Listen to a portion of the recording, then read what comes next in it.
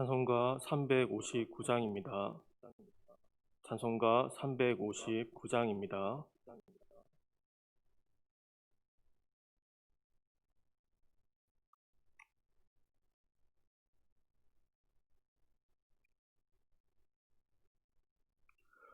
천성을 향해 가는 성도들아, 앞길의 장애를 두려워 말라. 성령이 너를 인도하시리니 왜 지체를 하고 있느냐. 앞으로 천성을 향해 나가세. 천성문만 바라고 나가세. 모든 천사 너희를 영접하러 문 앞에 기다려 서 있네. 너 가는 길을 누가 비웃거든 확실한 증거를 보여주어라. 성령이 친히 감화하여 주사 그들도 참기를 찾으리. 앞으로 천성을 향해 나가세. 천성문만 바라고 나가세. 모든 천사 너희를 영접하러 문 앞에 기다려 서 있네. 너 가는 길을 모두 가기 전에 내 손에 든 검을 꽂지 말아라. 저 마귀 흉계 모두 깨뜨리고 끝까지 잘 싸워 이겨라. 앞으로 천성을 향해 나가세. 천성문만 바라고 나가세. 모든 천사 너희를 영접하러 문 앞에 기다려서 있네. 하나님 말씀은 베드로전서 1장 1절에서 12절까지 말씀입니다. 교독하시고 마지막 절을 같이 읽겠습니다. 예수 그리스도의 사도 베드로는 본도, 갈라디아, 갑바도기아, 아시아와 비두니아에 흩어진 나그네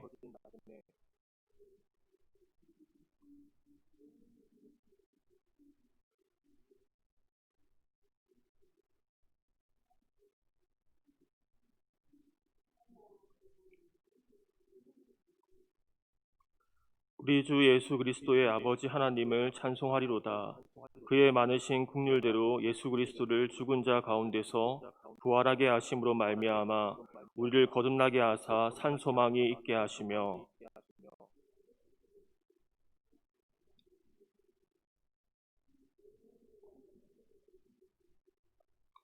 너희는 말세에 나타나기로 예배하신 구원을 얻기 위하여 믿음으로 말미암아 하나님의 능력으로 보호하심을 받았느니라.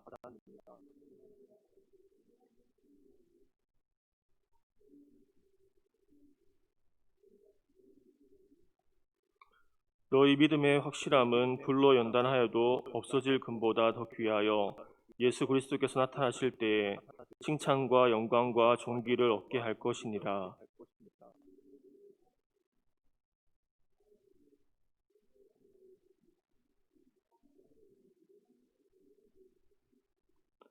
믿음의 결국 곧 영혼의 구원을 받음이라.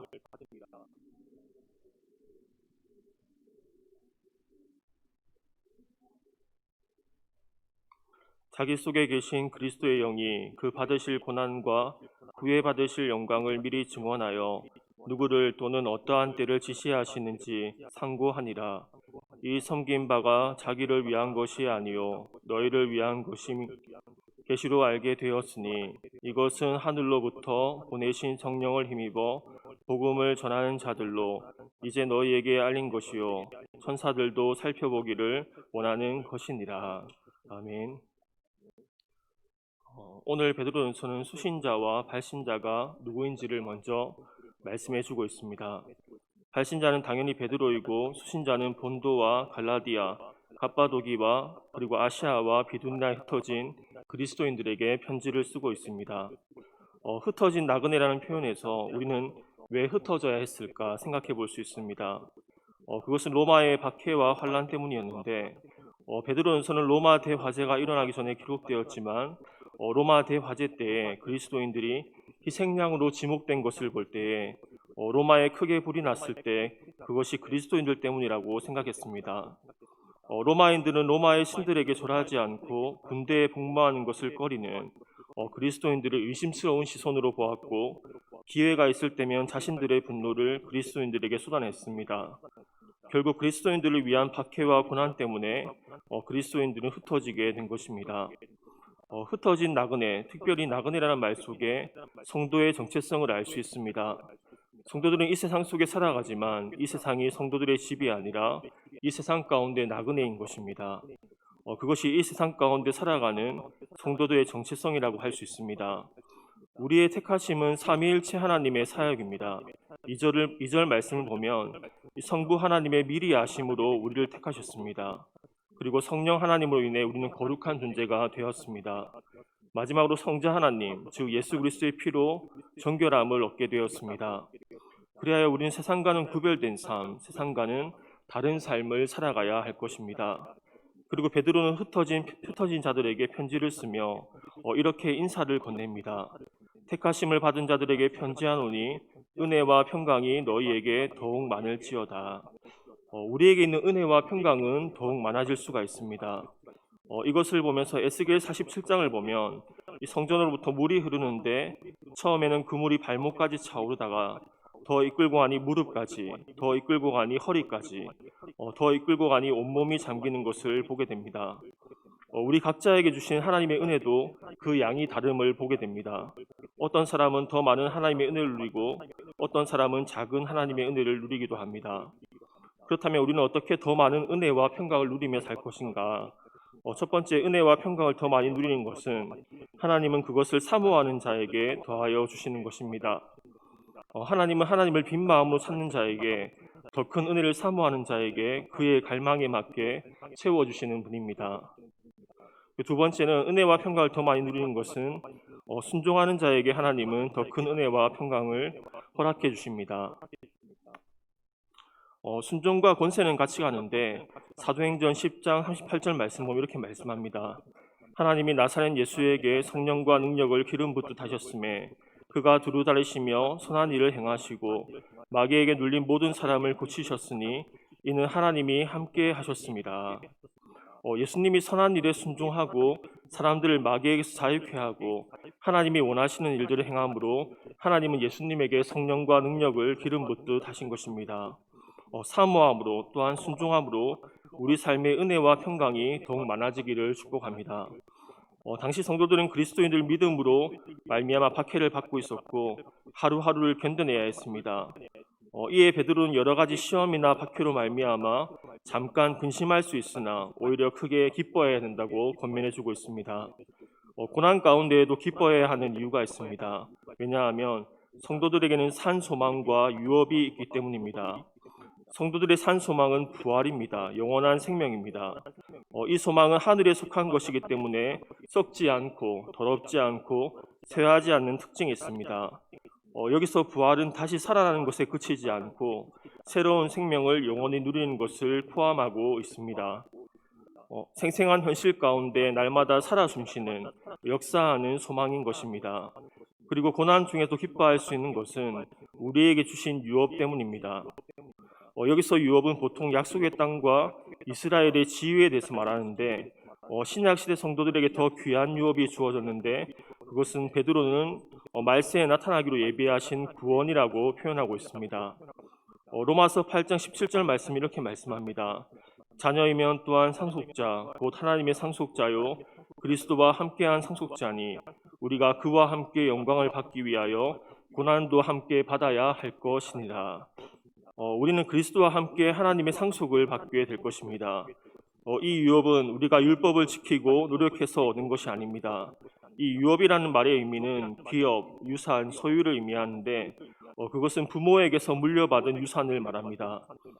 따라서 그리스도인들이 받는 하늘의 유업은 스스로 노력하고 일을 해서 얻은 것이 아니라 택하심을 받은 하나님의 자녀에게 자연스럽게 주어지는 것입니다. 우리에게는 산 소망과 유업이 있기 때문에 고난 중에도 어떤 상황 속에도 기뻐할 수 있는 것입니다. 본문의 6절과 7절 말씀은 시험 가운데 기뻐하는 모습을 보여주고 있는데 우리 6절과 7절 말씀을 같이 읽어보겠습니다. 시작. 그러므로 너희가 이제 여러 가지 시험으로 말미암아 잠깐 근심하게 되지 않을 수 없으나 오히려 크게 기뻐하는도다. 너희 믿음의 확실함은 불로 연단하여도 없어질 금보다 더 귀하여 예수 그리스도께서 나타나실 때에 칭찬과 그 고난에 대해서 베드로는 몇 가지 교훈을 해주고 있습니다. 첫 번째로 그 고난은 영원한 것이 아니라 잠깐이라는 것입니다. 6절의 잠깐이란 말은 이 땅의 삶이 일시적이고 끝이 있음을 우리에게 말씀해 줍니다. 고난과 시련은 잠깐인 반면 성도들이 누릴 구원의 기쁨과 영광은 영원한 것입니다. 전라남도 영암군 구서면에는 두 개의 비석이 세워져 있다고 합니다. 1950년 10월 7일 빨치산들에 의해 희생된 구림교회 성도들을 기리기 위한 비석입니다. 빨치산들은 18명의 교인들을 한 주막집에 몰아넣은 후에 불을 질렀습니다. 구림교회 성도들은 그 화염 속에서도 내 주를 가까이 하게 함을 위한 찬송을 부르며 담대히 순교를 당했다고 합니다. 그들은 부활에 대한 산소망을 가지고 승리하였습니다. 두 번째로 현재의 여러 가지 시험은 성도들의 믿음의 확실함을 증명할 것입니다. 성도들이 경험하는 시련과 시험은 결국 믿음을 지속시키고 믿음을 정결하게 만드는 것입니다. 세 번째로 이 시험을 잘 감당하면 예수님이 다시 오실 때에 칭찬과 영광과 존귀를 얻게 될 것입니다. 7절 후반전에 이렇게 말씀합니다. 예수 그리스도께 나타나실 때에 칭찬과 영광과 존귀를 얻게 할 것이니라. 바울은 로마서에서 고난에 대해서 이렇게 말씀합니다. 생각하건대 현재의 고난은 장차 우리에게 나타날 영광과 비교할 수 없도다. 성도들에게 시험이 오는 것은 어쩌면 자연스러운 일입니다. 이 땅을 살아갈 때 세상과 사단과 우리의 죄된 본성이 우리를 가만두지 않기 때문입니다. 우리는 모든 시험 가운데 믿음으로 승리할 수 있도록 기도해야 할 것입니다. 그리고 8절부터 마지막 12절까지는 구원의 확실성에 대해서 말씀합니다. 9절은 이렇게 말씀합니다. 믿음의 결국 곧 영혼의 구원을 받음이라. 우리는 더 큰 은혜를 달라고 기도하는 것도 참으로 중요하지만 날마다 우리의 구원과 십자가를 묵상할 때에 우리의 관점들이 참 많이 달라지게 될 것입니다. 현재의 삶에 자족하고 만족하게 될 것입니다. 날마다 우리의 구원에 대해서 십자가에 대해서 묵상할 수 있기를 바랍니다. 10절에서 12절 말씀은 그냥 읽으면 이해하기 어려울 것 같습니다. 우리말 성경은 이렇게 말씀합니다. 이 구원에 관해서는 여러분이 받을 은혜에 대한 예언한 예언자들이 열심히 찾고 연구했습니다. 그들은 자기 안에 계신 그리스도의 영이 그리스도께서 당하실 고난과 그 뒤에 받으실 영광에 대해 미리 증언하실 때 그리스도의 영이 무엇을 가리키며 어느 때를 지시하는지 알아보려고 살폈습니다. 예언자들이 섬긴 이 일은 자기들을 위한 것이 아니라 여러분을 위한 것임이 그들에게 계시됐습니다. 이제 이 일은 하늘에서 보내신 성령 안에서 복음을 전하는 사람들로 인해 여러분에게 전파된 것이며 천사들도 살펴보기를 간절히 바라는 것입니다라고 말씀하고 있습니다. 구약의 선지자들은 예수님의 고난과 부활에 대해 예언하였습니다. 그들은 하나님의 말씀을 연구하고 부지런히 살피는 사람들이었습니다. 그러면서도 그들 속에 계신 그리스도의 영으로 증언했습니다. 선지자가 개인적으로 말씀을 연구하기도 했지만 그 모든 것이 그리스도의 영으로 증언되었다는 것입니다. 구약 선지자들은 예언은 그대로 성취되었습니다. 예수님은 이 땅에 오셨고 고난과 부활의 영광을 통해 구원의 문이 우리에게 활짝 열어주셨습니다. 우리는 예수님을 직접 보지는 못했지만 그 예수님을 사랑하고 예수님을 믿을 수 있게 된 것입니다. 그리스도인들은 고난 중에도 기뻐하는 사람입니다. 왜냐하면 이미 결과가 보장되어 있기 때문입니다. 우리도 그 영광스러운 즐거움 안에서 믿음으로 하루하루를 걸어가시기를 바랍니다. 우리의 구원이 성경을 통해 예언된 확실한 것임을 알고 담대히 하늘을 향해 달려가는 우리가 될 수 있기를 바랍니다. 또한 우리가 누리는 영광스러운 즐거움을 우리만 누리는 것이 아니라 더 많은 사람들이 알도록 복음을 전하며 살아가는 우리 모두가 되기를 바랍니다. 복된 주일 부활하신 주님을 마음을 다해 찬양하고 높이며 우리가 보지 못하지만 사랑하고 믿는 그 예수님에게 더 가까이 나아가는 복된 주일이 되시기를 주님의 이름으로 축원합니다. 기도하겠습니다.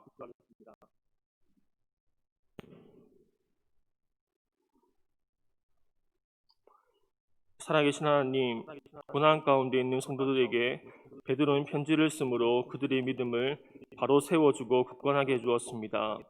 우리의 삶이 그러한 삶이 되게 하시고 다른 사람을 믿음으로 세워주는 거룩한 주일이 되게 하여 주옵소서. 고난 가운데에도 어떤 상황 속에도 우리에게는 산 소망이 있고 자녀에게 주어지는 유업이 있음을 알게 하셔서 그 고난과 위기를 잘 이기게 하시고 날마다 그 산 소망과 유업을 묵상하는 우리가 되게 하여 주옵소서. 우리를 위해 하늘 보좌를 버리시고 이 땅에 낮고 낮은 모습으로 오셔서 우리를 위해 십자가에 죽으신 그 예수님을 찬양합니다. 그 십자가와 우리의 구원은 가볍게 여기지 않고 그 예수님을 마음을 다해 높여드리는 거룩한 주일이 되게 하여 주옵소서. 오늘 하루도 주님께서 베풀어 주실 은혜를 기대합니다. 거룩한 주일을 기도로 준비함으로 이곳에 주의 영광이 가득하고 하나님을 깊이 만남으로 심령이 새로워지는 은혜 또한 허락하여 주옵소서. 감사드리며 살아계신 예수님의 이름으로 기도드립니다. 아멘. 하늘에 계신 우리 아버지, 아버지의 이름을 거룩하게 하시며 아버지의 나라가 오게 하시며 아버지의 뜻이 하늘에서와 같이 땅에서도 이루어지게 하소서. 오늘 우리에게 일용할 양식을 주시고 우리가 우리에게 잘못한 사람을 용서하여 준 것 같이 우리 죄를 용서하여 주시고 우리를 시험에 빠지지 않게 하시고 악에서 구하소서. 나라와 권능과 영광이 영원히 아버지의 것입니다. 아멘.